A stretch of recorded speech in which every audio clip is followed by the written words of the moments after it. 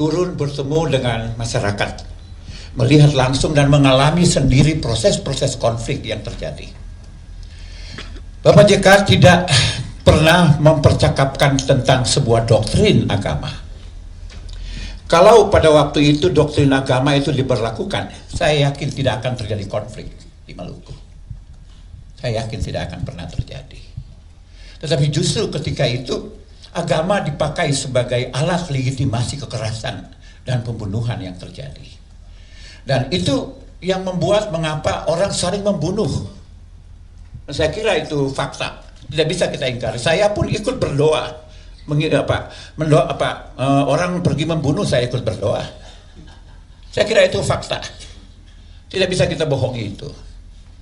Proses-proses kesadaran diri kita mulai muncul ketika konflik itu mulai mereda. Dan kita merasa bahwa doktrin-doktrin agama yang kita lakukan justru bertentangan sama sekali dengan apa yang benar dari agama itu.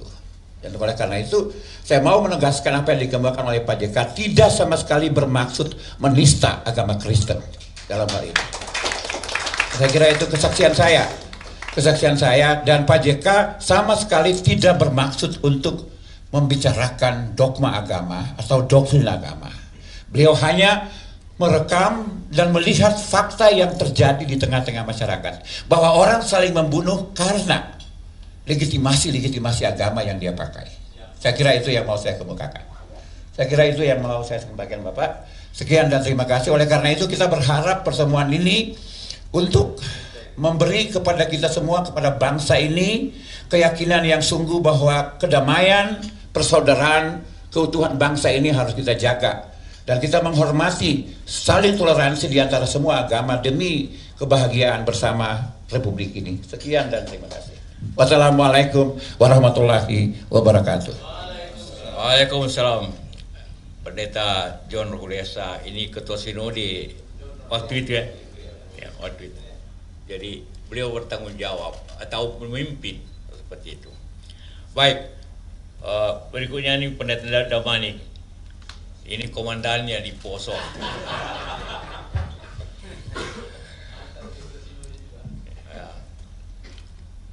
Terima kasih Pak JK. Bapak Ibu sekalian yang kami hormati, senada tadi yang disampaikan oleh Pak Pendeta John bahwa apa yang disampaikan Pak JK dalam ceramahnya sebenarnya bukanlah sebuah pernyataan teologis yang mengajarkan doktrin. Kita semua tahu kalau kita baca, kita mendengar secara utuh, itu adalah analisis sosiologis tentang realitas pahit konflik secara khusus di Poso dan di Ambon. Dan apa yang disampaikan oleh Pak JK, ya kurang lebih kalimatnya tentang berkonflik dengan alasan sahid itu memang terjadi dalam konflik itu. Seperti tadi Pak Pendeta katakan, itu memang benar-benar terjadi dalam realitas itu. Nggak usah jauh-jauh lah, saya pun sendiri berani kemana-mana karena saya yakin waktu itu saya pasti masuk surga. Itu dia. Dan banyak orang waktu itu ya minta didoakan, dan kami pakai jubah dan mendoakan mereka karena mereka yakin bahwa membunuh orang dan terbunuh pun akan masuk surga. Itu yang terjadi pada waktu itu. Tapi kemudian ketika Pak JK atas inisiatif beliau yang kami tahu berulang kali menyampaikan kepada kami di Poso melalui berbagai tahapan, dengan dua pilihan yang kemudian menyadarkan kami. Karena memang konflik sangat dahsyat waktu itu. Kita tahu sangat banyak korban dan saya mohon maaf atas semuanya itu.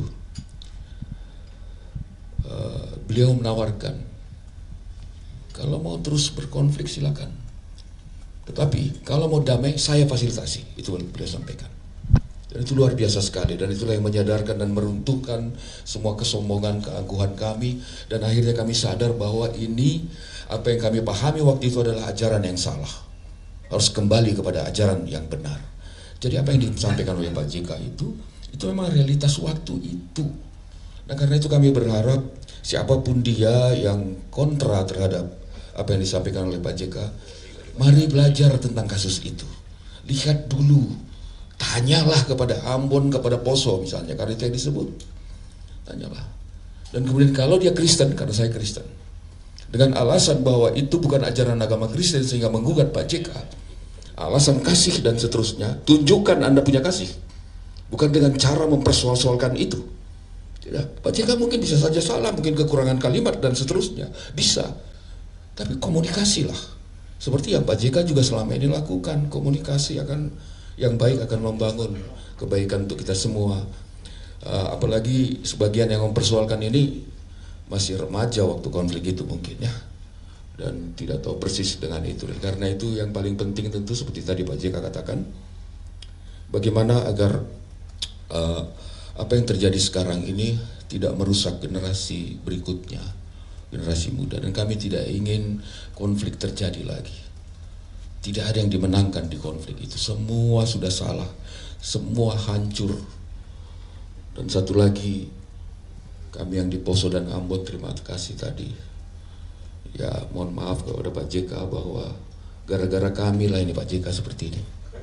Ya Pak, gara-gara kami di sana Pak, sampai Bapak begini. Difitnah orang, dibola-bola orang seperti itu. Karena kami yang berkonflik itu. Jadi mohon maaf sebesar-besarnya Pak. Jadi kami minta siapapun dia, mari kita dialog lah bersama-sama. Melalui cara itu kita bisa menunjukkan bahwa Indonesia ini benar-benar negeri yang damai tentunya. Terima kasih banyak atas kesempatan yang luar biasa ini. Dan sekali lagi kami juga mohon maaf Pak JK jika selama ini sudah 25 tahun ya Pak ya deklarasi itu. Kami belum pernah menyampaikan penghargaan kepada Pak JK ini. Belum pernah. Itu kesalahan kami tentunya Pak. Mohon maaf Pak, walaupun Bapak tidak menginginkan itu, kami tahu itu Pak. Jadi sekali lagi Pak, mohon maaf Pak, karena kamilah Bapak seperti ini dibuat oleh orang-orang itu. Terima kasih Pak. Ya, terima kasih Pak Pendeta Damanik, pemimpin pasukan dulu di Poso. Di muka saya pun dia tetap marah-marah gitu kan. Sekarang Pak Sugianto, Pak Sugianto pemimpin Muslim di Poso. Baik, Assalamualaikum warahmatullahi wabarakatuh. Saya langsung saja bahwa sesungguhnya urusan kerusuhan Poso clear, tidak ada yang perlu dibicarakan. Karena apa yang disampaikan oleh Pak JK itu adalah fakta lapangan. Di sana teriak darah Yesus, di sebelah berteriak Allahu Akbar. Semuanya karena ambisi, semuanya karena dendam, kemarahan yang kemudian dipoles dengan agama. Maka apa yang disampaikan itu fakta, tidak ada yang salah.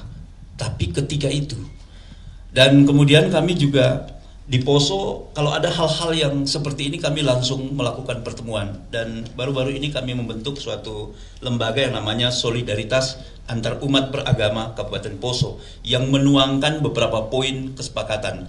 Di antaranya adalah satu, bahwa kami masyarakat dan tokoh antar umat beragama Kabupaten Poso sangat tidak sependapat dan menolak jika ceramah atau kuliah umum Bapak MH Yusuf Kalla dipolitisir. Yang kedua, bahwa kami menolak secara utuh langkah-langkah yang diambil oleh oknum maupun lembaga yang melaporkan Bapak HM Yusuf Kalla dengan tuduhan penistaan agama, karena dimungkinkan para pelapor tidak mengetahui secara utuh konflik yang terjadi saat itu di Poso. Tiga, bahwa sebagai wujud kebersamaan antar umat beragama bersepakat bahwa konflik Poso telah selesai dan kami terus merawat perdamaian demi masa depan Poso yang lebih baik. Keempat, kepada para tokoh agama dan seluruh masyarakat Kabupaten Poso hendaknya bersama-sama menjaga Poso tetap kondusif dan aman.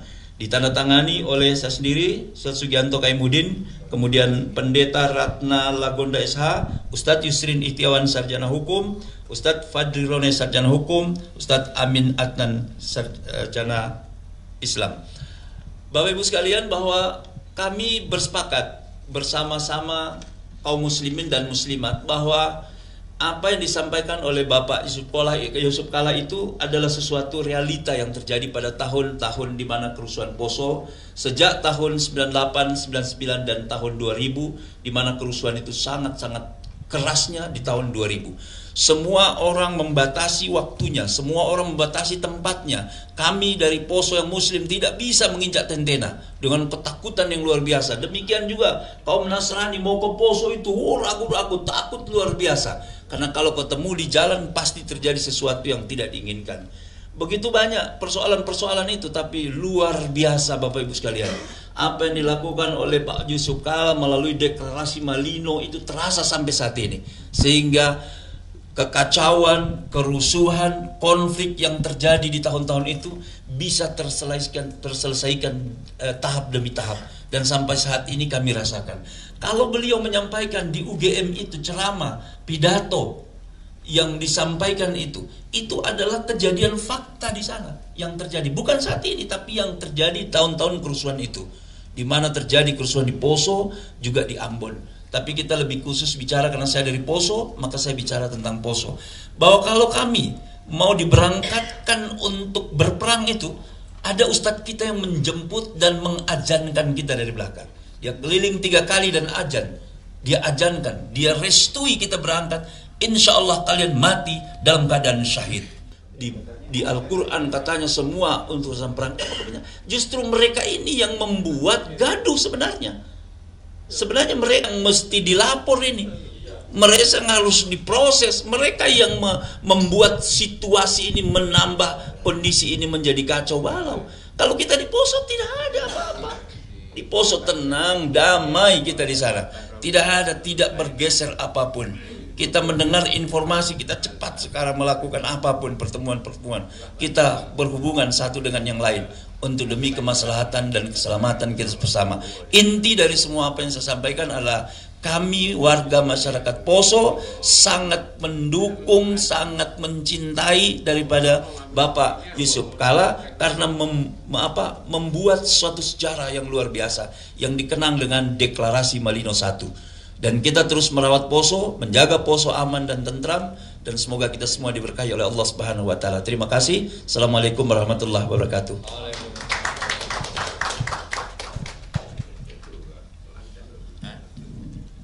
Ya, saya kira itu adalah pesan untuk teman-teman yang suka bikin gaduh, bikin fitnah. Ade Armando CS, dengar ini, bapak-bapak ini yang pernah dulu mengalami keadaan pada waktu itu. Tambahan dari Ambon sudah cukup baik. Terima kasih bapak-bapak, cukup ya. Terima kasih teman-teman untuk didengarkan kepada semua pihak dan didengarkan masyarakat ini bagaimana sulitnya kita hadapi situasi pada waktu itu. Terima kasih. Assalamualaikum warahmatullahi wabarakatuh. Salam sejahtera, salam untuk kita semuanya. Terima kasih.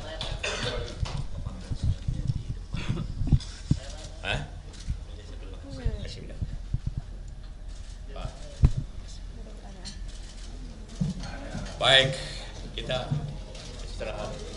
Foto bareng dulu Pak. Foto bareng Pak. Foto bareng Pak. Oh.